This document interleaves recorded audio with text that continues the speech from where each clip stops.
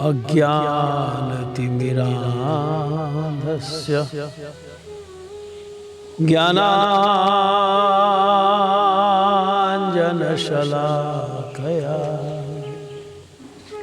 चक्षुरुन्मीलितं येन तस्मै श्री गुरुवे नमः। तस्मै श्री गुरुवे नमः। पतित पावन शिल गुरु महाराज की जय। कार्तिक मास के अब कुछ ही दिन बाकी हैं, क्योंकि कार्तिक मास हम लोगों ने एकादशी से शुरू किया था। अब ये एक सप्ताह बाद जो उत्थान एकादशी है उस दिन इसका विश्राम होगा। इस बीच में हम कोशिश करेंगे जो गजेंद्र की स्तुति हमने प्रारंभ करी है उसकी परिसमाप्ति करें। आज जहां पर कार्तिक व्रत पालन हो रहा है, जहाँ पर कार्तिक व्रत के नियमों का पालन है, वहीं पर ही आज पूरे विश्व में हरिनाम संकीर्तन का झंडा गाड़ने वाले चैतन्य महाप्रभु की जो वो जो आज्ञा है कि पृथ्वी में जितने भी गांव हैं, शहर हैं, सभी जगह हरिनाम का प्रचार हो, उसकी झलक जिन्होंने दिखाई, हिज डिवाइन ग्रेस एसी भक्ति वेदांत स्वामी महाराज, जो कि इस्कॉन जैसी महान संस्था के फाउंडर हैं, उनका तिरुभाव दिवस है। बड़े दिव्य गुणों से विभूषित हमारे पूज्यपाद स्वामी महाराज और जिन्हें डायरेक्ट जगत गुरु श्रील भक्ति सिद्धांत सरस्वती प्रभुपाद जी की आज्ञा मिली थी कि आप विदेशों में कृष्ण भक्ति का प्रचार करें, क्योंकि प्रभुपाद श्रील भक्ति सिद्धांत सरस्वती ठाकुर गोलोक धाम से आए थे, उनकी आज्ञा पालन उन्होंने करी, तो उसका परिणाम यह है कि गुरु कृपा से, उन्होंने प्रभुपाद कृपा से पूरे विश्व में हरिनाम संकीर्तन का प्रचार किया। तो बहुत से गुण जो उनके अंदर हैं, जैसे वो एक बार किसी को देख लें और उससे थोड़ी बातचीत कर लें, उसका नाम पूछ लें, और उसके बाद वो 10 साल बाद 15 साल बाद मिले तो उसको उसके नाम से बुलाते थे। वो बड़ी दिव्य था। जबकि हम भारतीयों को यूरोपियन के नाम, अंग्रेजों के नाम, रशियंस के नाम याद रखना बड़े मुश्किल होते हैं, तभी वो नाम से बुलाते थे। और सहनशीलता की मूर्ति,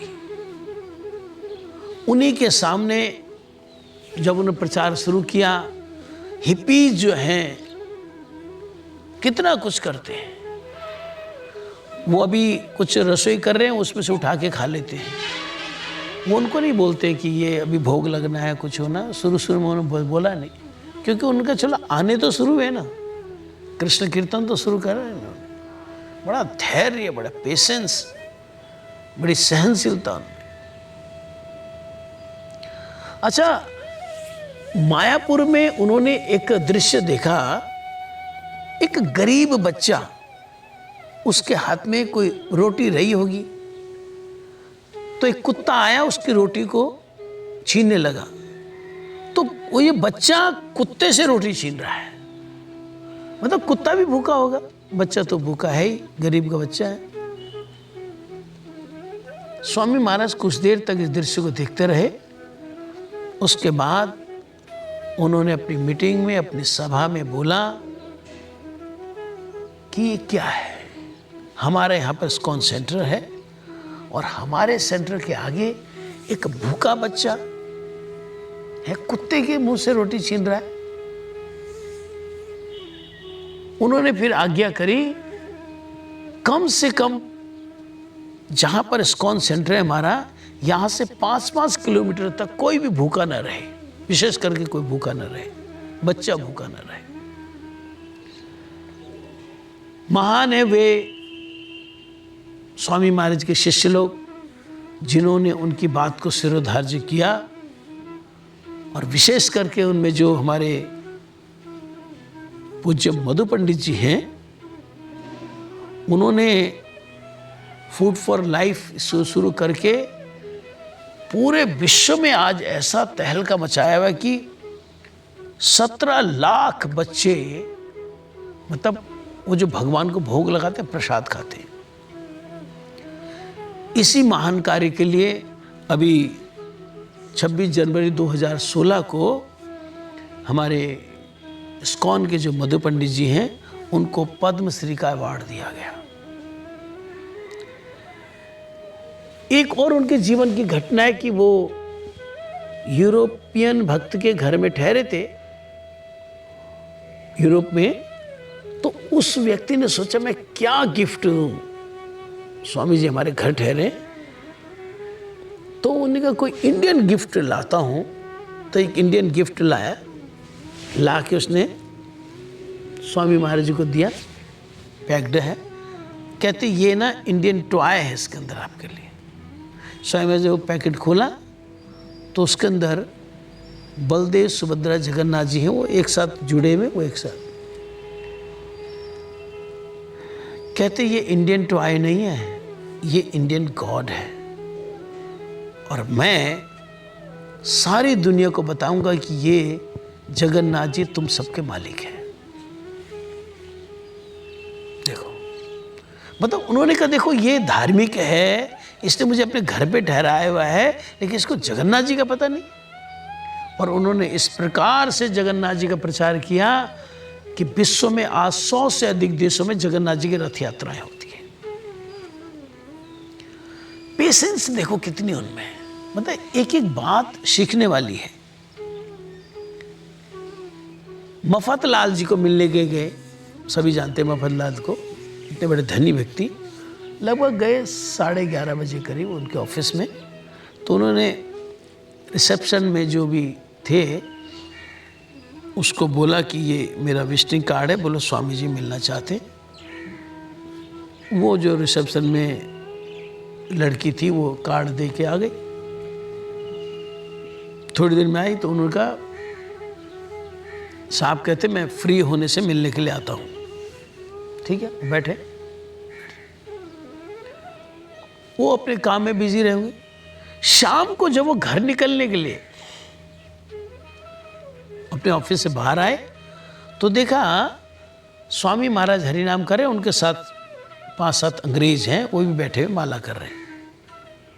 उसको याद आया, अरे मेरे को तो सुबह विजिटिंग कार्ड दिया था। कहते स्वामी जी आप अभी तक बैठे हैं? सॉरी कहते मैं भूल गया था। कहते मैं तो कृष्ण की सेवा में हूं, ये इंतजार करना भी कृष्ण की सेवा है। माला कर रहा मैं यहाँ पर बैठा। बड़ी ग्लानि सी हुई ममतलाल जी को, और मतलब दिल में एक जगह भी बनी कि मतलब इतने सारे अंग्रेजों को प्रचार करने वाले, इतने सारे अंग्रेजों के गलों में तुलसी की माला डालने वाले, उनको तिलक लगाने वाले इतनी देर तक मेरे यहाँ पर बैठे हुए। स्वामी जी मेरी कार में बैठे, घर ले गए मफतलाल जी।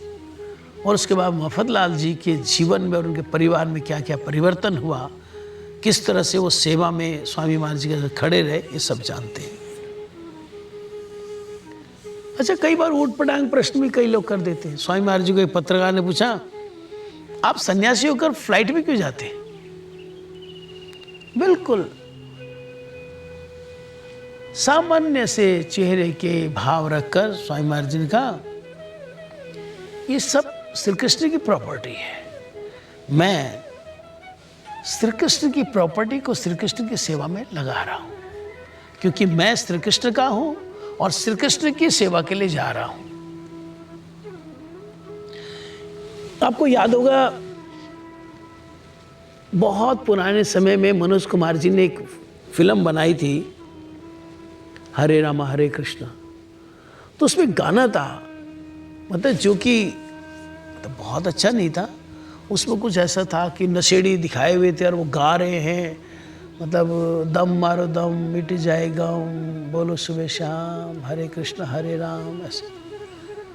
तब स्वामी महाराज के कुछ शिष्य लोगों ने स्वामी महाराज को कहा था, महाराज हमको इस पर केस करना चाहिए, इन्होंने तो हमारी संस्था को देखो एक तरह से बदनाम करने के लिए ये गाना बनाया हुआ, ये फिल्म बनाई हुई है।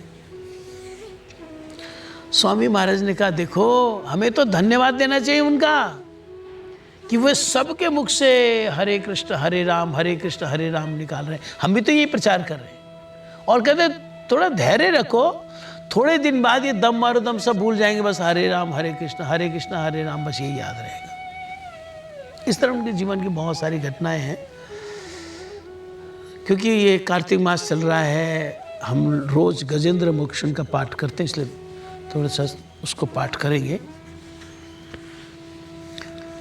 नारायणं नमस्कृत्य नरं चैव नरोत्तमं देवीं सरस्वतीं व्यासं ततो जयमुदीरयेत्। श्रीमद् भागवत महापुराण 8वां स्कंद 3रा अध्याय। श्री गजेंद्र वाच ओम नमो भगवते तस्मै यत्तेतच्चिदात्मकं पुरुषायादि बीजाय परेशाय विधीमहि यस्मिन्निदं यतश्चेदं येनेदं इदं स्वयं योस्मात् परस्माच्च परस्तं प्रपद्ये स्वयं भुवम्।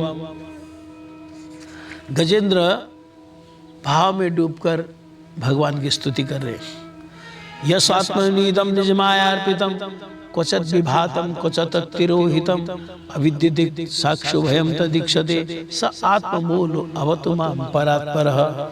कालेन पंचत्वमितेषु कृष्णसो लोकेषु पालेषु स सर्वहेतुषु तमस्तदासीद गहनं गभीरं यस्तस्पारे अविविराजते भिवु न यस्य देवा ऋषय पदं विदुर् जन्तु पुनः को अरति गन्तुमीरितं यथा नरस्याकृति विविचेष्टतो दुरन्त्यानुक्रमण समावतु। दिदीक्षवो यस्य पदं सुमंगलं विमुक्त संगा मुनय सुसाधव चरंत लोक अप्रत ब्रह्मणे भूतात्म भूतास्तुरिद समे गति न विद्यते यस्य च जन्म कर्म वा न नाम रूपे गुणदोष एव वा तथापि लोकाभ्य संभवाय सुमायतान्य अनुकारमृच्छति। तस्मै नमः परेशाय ब्रह्मणे अनशक्तये अरूपाय उरूपाय नमः आश्चर्य कर्मणे नमः आत्मप्रदीपाय साक्षिणे परमात्मने नमो गिरां विदुराय मनश्चेतसामपि सत्वेन प्रतिलभ्याय निष्कर्मेण विपश्चिता नमः कैवल्यनाथाय निर्वाण सुन्दरमिने नमः शान्ताय घोराय मूढ़ाय गुणधर्मिने निर्विशेषाय साम्याय नमो ज्ञानघनाय च क्षेत्रज्ञाय नमस्तुभ्यं सर्वध्यक्ष साक्षिणे पुरुषात्म मूलाय मूल प्रकृते नमः। ये 13वां श्लोक है। 12 श्लोक तक कल हमने अर्थ सुना था। 13वें श्लोक में गजेंद्र जी कहते आपको नमस्कार करता हूं। आप कैसे हैं? साक्षिणे, सबके साक्षी हैं। दुनिया में जो कुछ हो रहा है सबके साक्षी हैं। और कैसे हैं आप? पुरुष आत्म मूल आया, मूल प्रकृति, जितनी भी प्रकृति है इसके मूल में आप हैं। प्रभु आप न हो ये प्रकृति भी ना हो, इसलिए आपकी प्रकृति में मैं फंसा हुआ हूं। एक गजेंद्र आपके चरण में प्रार्थना कर रहा है कि ये मगरमच्छ से मुझे बचाइए। ये संसार रूपी मगरमच्छ है ना, मुझे पकड़ा, मुझे इससे बचाइए। श्रीमद् भागवत महापुराण की जय।